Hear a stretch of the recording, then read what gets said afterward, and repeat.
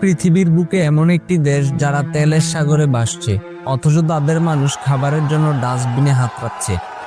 দুটি দেশ, দুটি বিপরীত মেরু, আর মাঝখানে তেল, অহংকার এবং ভূরাজনীতির এক জটিল দাবা খেলা। একদিকে ভেনেজুয়েলা, যাদের মাটির নিচে বিশ্বের সবচেয়ে দামি সম্পদ, অন্যদিকে যুক্তরাষ্ট্র, যাদের হাতে বিশ্বের নিয়ন্ত্রণ। কিন্তু প্রশ্ন হলো, কেন হঠাৎ করে ভেনেজুয়েলার মাটিতে মার্কিন সেনাদের অভিযান? কেন একটি স্বাধীন দেশের প্রেসিডেন্টকে আটক করে নিয়ে যাওয়া হলো ভিন দেশে?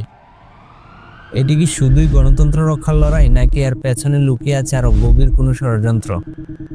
আজকের ভিডিওতে আমরা জানবো সেই নেপথ্যের গল্প, যা খবরের শিরোনামে আপনি পাবেন না। ভেনেজুয়েলার গল্পটা শুরু বা শেষ দুইটাই এক শব্দে আটকে আছে: তেল।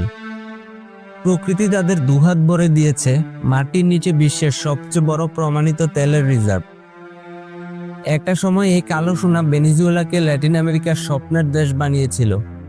প্যারিসের মতো শপিং মল, আমেরিকার মতো রাস্তাঘাট সবই ছিল।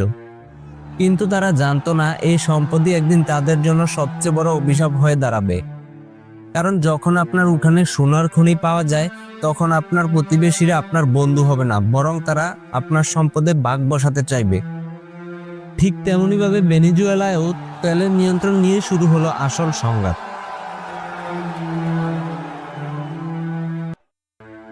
গল্পের মোড় ঘুরে যায় 1999 সালে। ক্ষমতায় আসেন হুগো চ্যাভেজ।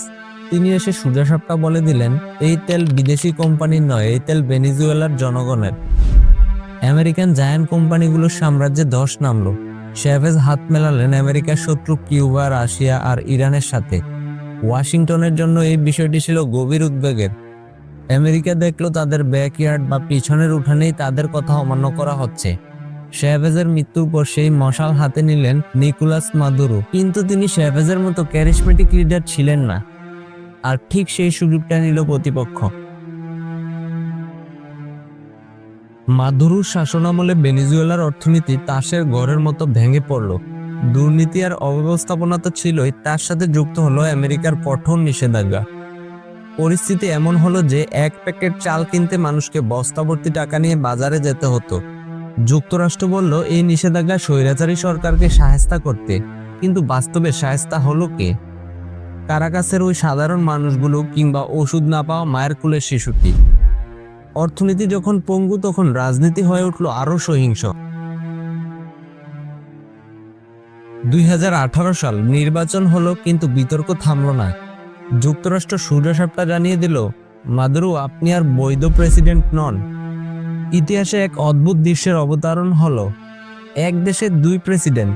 একজন প্রাসাদে বসে দেশ চালাচ্ছেন, নিকোলাস মাদুরো, আর অন্যজন হুয়ান গুইদো, যাকে যুক্তরাষ্ট্র ও ইউরোপ স্বীকৃতি দিল প্রেসিডেন্ট হিসেবে। এটি ছিল ভেনেজুয়েলার সার্বভৌমত্বের উপর এক নজিরবিহীন আঘাত।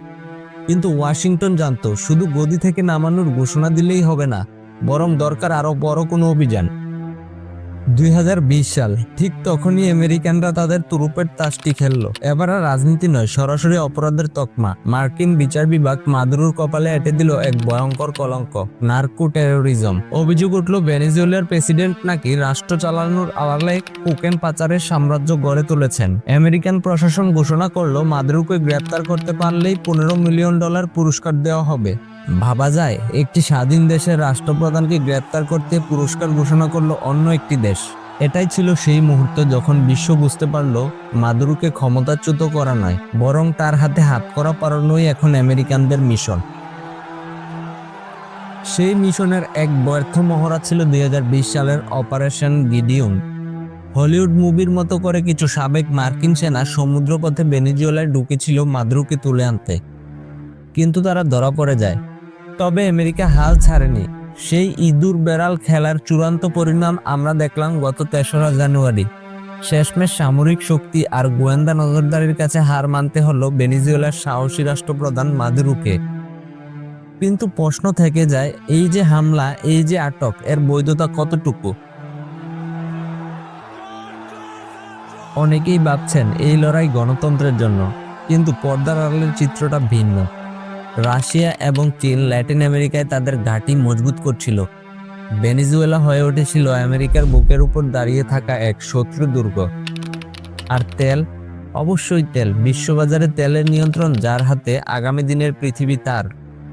মাদুরোকে সরিয়ে যুক্তরাষ্ট্র কি শুধু একজন স্বৈরাচারকে সরালো, নাকি নিজেদের তেলের নিরাপত্তা নিশ্চিত করলো? উত্তরটা খুব একটা কঠিন নয়। দিন শেষে হোয়াইট হাউস বা মিরাফ্লোরেস প্রাসাদের এই ক্ষমতার লড়াই ইতিহাস কাউকেই মনে রাখবে না। ইতিহাস শুধু মনে রাখবে সেই সাধারণ মানুষকে যারা রাজনীতির জাঁতাকলে পিষ্ট হয়েও বেঁচে থাকার স্বপ্ন দেখে। মাদুরো হয়তো জেলে থাকবেন কিংবা বিচার হবে, কিন্তু ভেনেজুয়েলার আকাশে কি অনিশ্চয়তার মেঘ কাটবে, নাকি একটি নতুন কোনো গৃহযুদ্ধে শুরু হবে? ক্ষমতার রাজনীতিতে সত্য কখনো কালো বা সাদা হয় না। সত্য হয় সব সময় ধূসর, আর সেই ধূসর ধোঁয়াশায় পথ হারায় সাধারণ মানুষ।